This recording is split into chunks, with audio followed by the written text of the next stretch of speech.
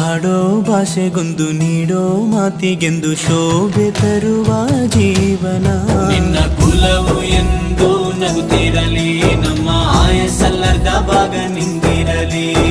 ಮನಸ ಜಾತಿಗೆಂದು ನೋವ ಕಳೆಯಲೆಂದು ಧರೆಗೆ ಇಳಿದಿರೋ ಮಾಧವ. ನೀನು ಹರಸಿದರೆ ಮಳೆ ಬೆಳೆಯ ಕೊಡುವಳು ಈಳೆ. ಭೇದ ಭಾವವೇ ತಿಳಿಯದಿರೋ ತಾಯಿಯ ಮನಸ್ಸು ನಿಂದು ದೊರೆ. ಪಾಪ ಕರ್ಮವ ಕಳೆದು ಬಿಡು, ಗಂಗೆ ಅಂಶವು